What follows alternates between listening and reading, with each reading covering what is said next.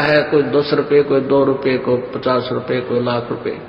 तो उसका धर्म यज्ञ, और ये ऊपर शेड बना रखा, पंखे ला रखे, मैट बिछा रखे, रजाई बन मंगा रखी, ये धर्म यज्ञ है।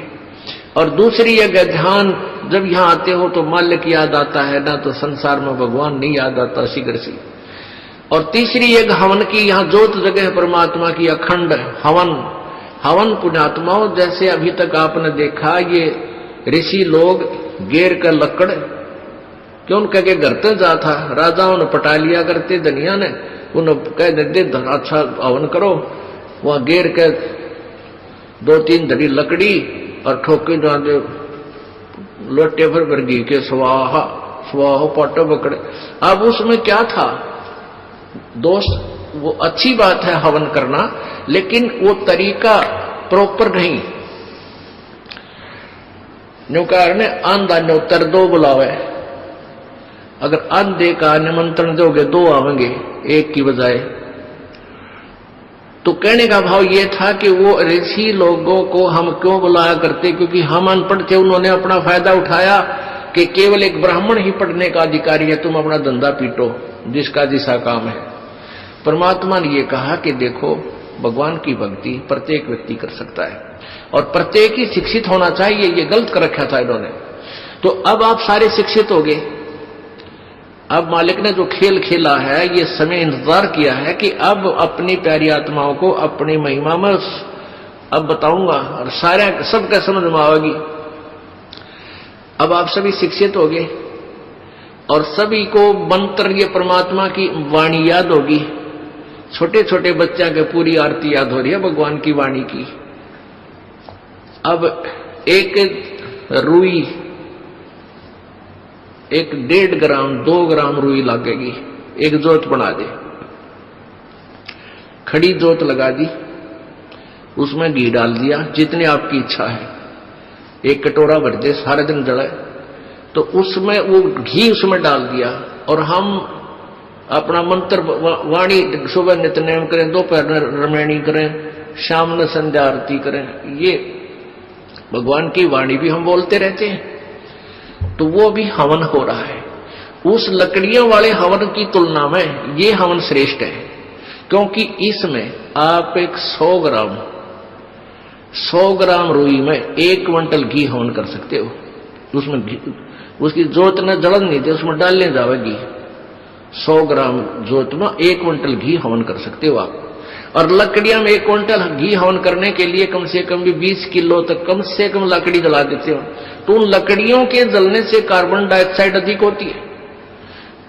उस 2 धड़ी यानी 20 किलो लकड़ी समाप्त की जो जलने की तुलना में एक 100 ग्राम रुई की का प्रदूषण उससे कई हजार गुना कम होगा। तो हमने ये अपनाना है। तो हम अपना हवन डेली करें हैं। अब क्या करा करते, कोई मृत्यु होगी, बुलाओ गुरुजी ने और हमारा हवन करिए 2 दिन 4 दिन। वो 2 दिन के हवन में किला टूट गया। रोज करो हवन अपना, एक जोत लगा दे, सुता उठ के हाथ पैर धो ले, नहान का ना फुर्सत मिले, कोई जरूरी ना होती नहाना। इसमें नहाए धोए क्या भ्याज है, मन का मैल ना जाए और मीन सदा जल में रहे, धोए बास ना जाए। अंदर से अंत तक साफ हो, हाथ पैर जरूर धो ले, क्योंकि धार्मिक वस्तुओं का हाथ लगाने। और जोत ला दे, अपना मंत्र करता रहे, काम करता रहे, अपनी आरती बोल ले, जा नित्यनेम भी कर ले, रोटी पोए जा, नित्यनेम चलता रहे। आजकल तो आधुनिक बहुत से उपकरण हो गए हैं, वैसे भी याद हो जाते हैं कुछ दिनों में। और नहीं बैठ के अपनी किताब लेकर वह पढ़ ले। अब हवन हो गया तो हम अपना काम आप करेंगे। जो बात बनेगी, किसी के बच्चा हो जाता था तो उसने क्या कहा करते, 7 दिन तक तुम, जैसे पहले ज्योति तो सभी जलाते थे, तो क्या कहते थे, 7 दिन ज्योत नहीं जलानी तुमने, 13 दिन। वो तेरा गजब भैया, 13 दिन रोटी नहीं खाते या तुम और काम ना करते। और किसी की मृत्यु हो जाती है उसमें भी ऐसे कहा करते थे। जैसे जन्म होने पर तो वो जब तक वो छठ ना होती इतने कहा करते, मृत्यु के बाद कहते हैं 13 दिन तक आपने कोई धार्मिक क्रिया नहीं करनी। तेरा गजब भैया, परमात्मा रोटी रोज खा रहे हो, किसी दिन भी ना छूटती, ठीक है, कोई प्रिय की मृत्यु हो जाती है, रो पीट के दोपहर तक ना खाओगा, शाम में खानी पड़ेगी, रो पीट के रोटी खानी पड़ेगी। तो ऐसे ही भक्ति परमात्मा का हवन ज्योति डेली आरती रोज करनी है, चाहे दुख हो चाहे सुख हो, ये परित्याग नहीं करना, ये भूल है हमारे। अब जो प्रसंग चल रहा है वही आते हैं फिर। अब पांचों यज्ञ आप कर रहे हो, एक यज्ञ धर्म की, दूसरी यज्ञ ध्यान, और तीसरी यज्ञ हवन की। यहां जितने भी जैसे पाठ चल रहे हैं, अगर 150 पाठ हैं तो 150 ज्योति जला दी जाएंगी और 3 दिन तक अखंड ये ज्योति जलेंगी। हवन हो रहा है। फिर जो अन्य भी कोई अपनी ज्योति जगवाने के लिए दान करते हैं, उनकी अलग से ज्योतियां जलाई जा रही हैं। वो दिन रात पूरे महीने चलती है, पूरे वर्ष चलती है। तो ये एक तीसरी यज्ञ हवन की, चौथी यज्ञ प्रणाम, और 5वीं यज्ञ ये तत्व ज्ञान की। इन 5 यज्ञों और ओम नाम के मंत्र की कमाई को हम इस ज्योति निरंजन के पास छोड़ देंगे। हम क्या करते रहे, हम पहले ओम नाम का जाप करते, ये 5 यज्ञ करते, उसका फल हम स्वर्ग, महास्वर्ग, ब्रह्मलोक में जाकर नष्ट कर देते, ये पुण्य। फिर पाप के लिए नरक में जाते, फिर 84 लाख योनियों में धक्के खाते। अब परमात्मा से हम की वाणी से हमें ज्ञान हो गया कि इस कमाई को हम वेस्ट नहीं करेंगे। हम यहाँ कोई मंत्री बनेंगे, ना हमने मुख्यमंत्री बन के हो सकता, ना प्रधानमंत्री, ना इंद्र की पदवी हमें नहीं चाहिए। इंद्र दा राज काग दा बिष्टा, इंद्र स्वर्ग का राज भी हमारे लिए काग की बीट तुल हो जाना चाहिए। यदि आप सतलोक जाना चाहते हो, और तुम अड़ सरपंच की पीपी दर बैठो है तेरा, फिर किसे भगत तुम? हमने नहीं यहाँ का कोई भी सुख चाहिए। यदि तुमने सतलोक जाना, यही धक्के खाने हैं, तो ठीक है, आप पुण्य कर रहे हो, इसके प्रतिफल में से पूरी पृथ्वी के राजा भी बन सकते हो, और फिर गधा राजा भी बन सकते हो। तुरंत ये पहले सोच लेना। राजा कहते हैं कबीर, हरि के नाम बिना ये राजा रसब हो। बड़े गधे ने रसब बोले।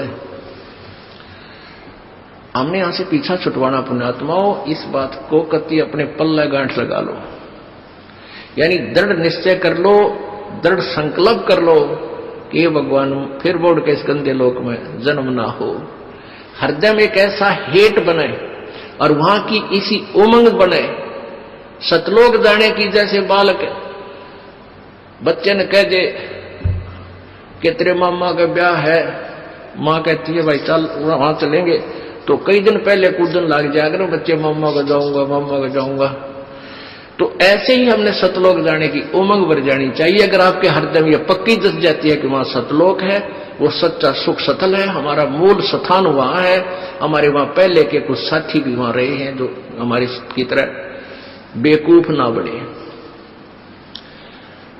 तो गरीबदास साहिब जी ने कहा है, वाह वाह अमरपुर जाऊंगा, वाह वाह अमरपुर जाऊंगा, सतलोक जाऊंगा, दीन दयाल भक्ति देवों को अनहद वाणी गाऊंगा, वाह वाह अमरपुर जाऊंगा, वाह वाह अमरपुर जाऊंगा। यानी ऐसी उमंग हो आपके अंदर। तो ऐसे ये 5 यज्ञ जब होगी तो 5 यज्ञों का प्रतिफल और ओम नाम की जो कमाई है हम यहां नहीं लेंगे, कत्ती भी नहीं लेंगे। चाहे हमने आपका तो बेरना पर दास तो थूके भी नहीं आके इस राज और पाठ और 21 ब्रह्मांड भी दे तो भी नहीं चाहिए। हमने तो झंझट मिटवाना संग जन्म का। 4 मुक्ति जहां चंपी करती माया होरी दासी, और दास गरीब अभय पद पर से वो मिले राम अविनाशी। उस सतलोक में जाने के बाद यहाँ की जो 4 मुक्तियों के सुख, जो अंतिम मुक्तियां हैं, और ये मुक्तियां चारों नाशवान हैं, ये इनका फल समाप्त होता है, और वहां की वो ये सुख जो तुम यहां चाहते हो, जो अंत में नष्ट होते हैं, वो कभी नष्ट नहीं होते, वहां ये भी सुख मिलेंगे। अगर आप ये वीडियो YouTube पर देख रहे हैं तो हमारे चैनल को सब्सक्राइब करें और बेल आइकन को दबाना ना भूलें।